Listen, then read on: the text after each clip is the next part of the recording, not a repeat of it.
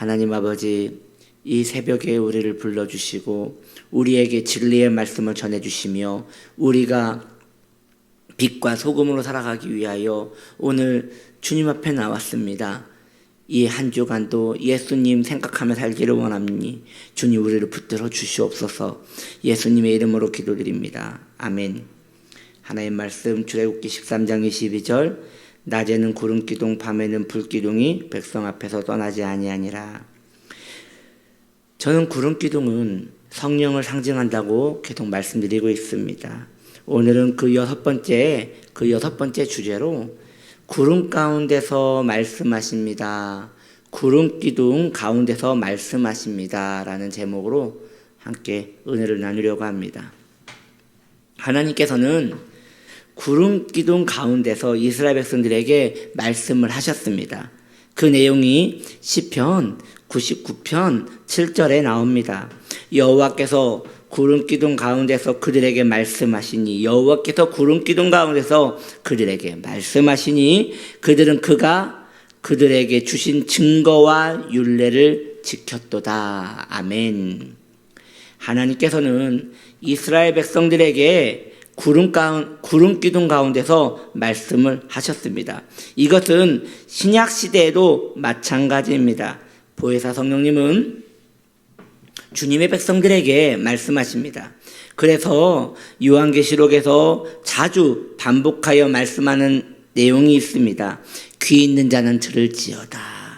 귀 있는 자는 성령께서 말씀하시는 것을 들을지어다 라고 우리에게 말씀하시는 것이지요. 오늘날에도 성령님께서는 그의 백성들에게 말씀을 하시는 것입니다. 그러나 저는 우려되는 것이 있어 잠시 짚고 넘어갈 것이 있습니다.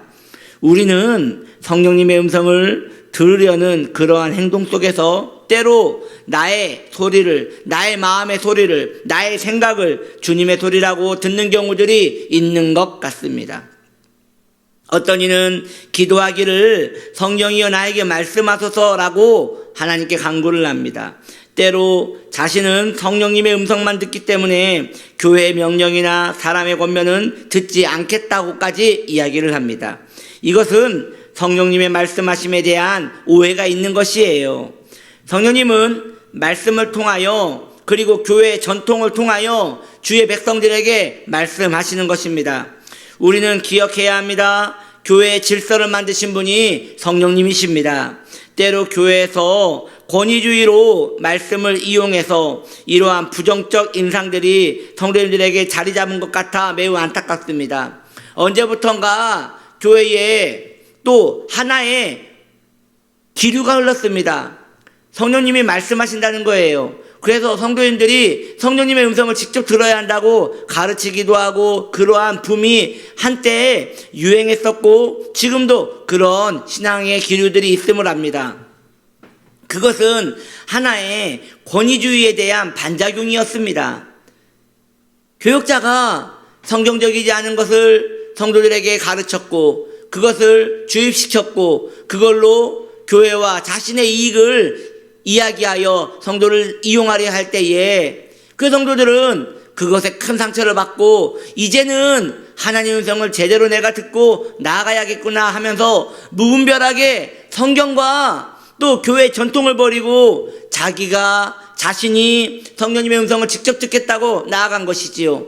그런데 이것은 오히려 더 큰 것을 잃게 되는 것입니다. 왜냐? 성도님들의 마음에 교만이 찾아왔고 그로 말미암아 교역자에 대한 신뢰가 깨져버렸기 때문에 양육관계가 되지 않아 더 엄청난 구렁텅이에 빠지게 되는 것입니다.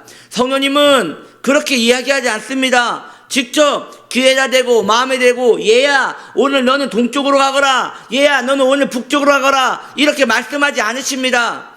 성령님이 말씀하신다는 것은 성경에 대하여 말씀하시는 것이며 그리스도에 대하여 말씀하시는 것이며 내 마음에 자기 사랑을 깨트리기 위하여 말씀하시는 것입니다.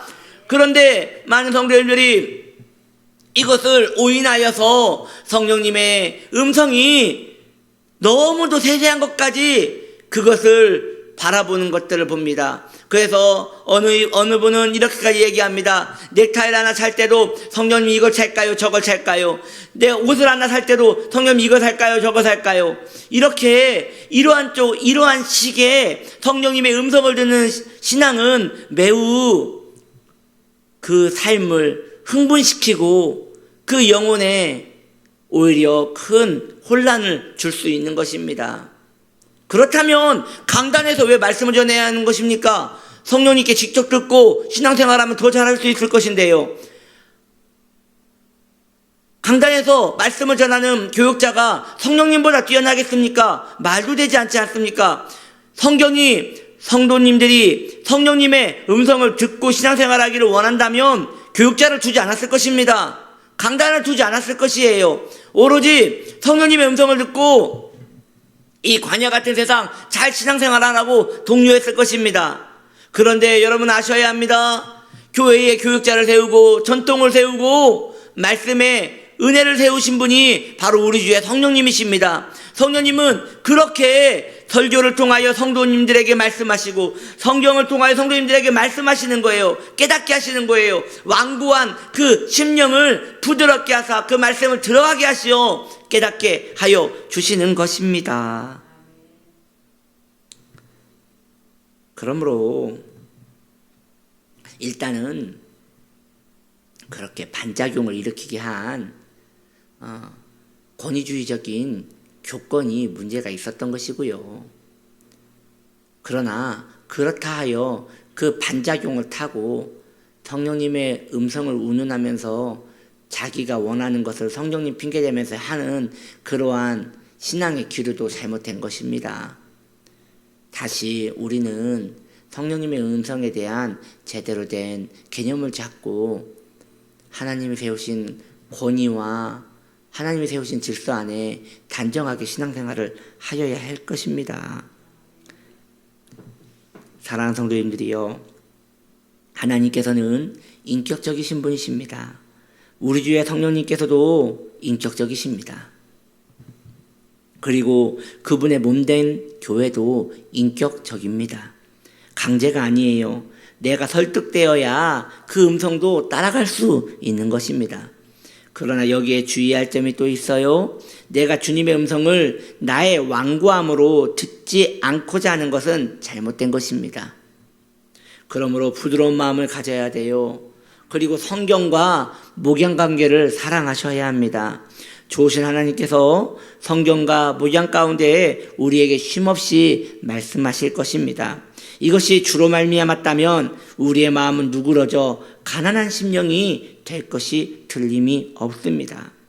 마음이 고요하고 가난하여 성령 하나님과의 음성을 말씀과 목양관계를 통하여 잘 분별하여 들으심으로 기름진 신앙생활을 하셔야 할 것입니다. 그렇게 방황치 말고 이제 나 위하여 십자가에 달리신 예수 그리스도께 더 가까이 가기 위하여 성령님의 음성을 사모하십시오. 성령님의 음성을 분별하는 방법을 제가 하나 알려드리겠습니다.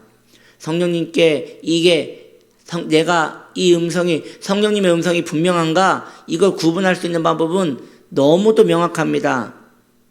성령님의 음성이 그 음성을 듣고 내가 죄인이라는 걸 깨달았다면 제대로 들은 것입니다. 성령님의 음성을 듣고 내가 십자가가 필요한 죄인이라는 걸 알았다면 제대로 들은 것입니다. 그거면 족합니다. 그걸로 충분합니다. 십자가에 달리신 예수 그리스도가 부각되면 성령님의 음성입니다. 왜입니까? 바로 우리 주의 성령님이 그리스도의 영이시기 때문입니다. 이제 방황치 말고 그 음성 앞에 복종하여 내 죄 악을 회개하고 주님 앞에 긍휼을 구하여 가난하고 겸손한 심령으로 우리 주님의 그 십자가 지고 따라가는 복된 하나님 사람 되시기를 예수님의 이름으로 축복합니다. 기도합니다. 하나님 아버지, 우리 주의 성령님은 그리스도의 영이십니다.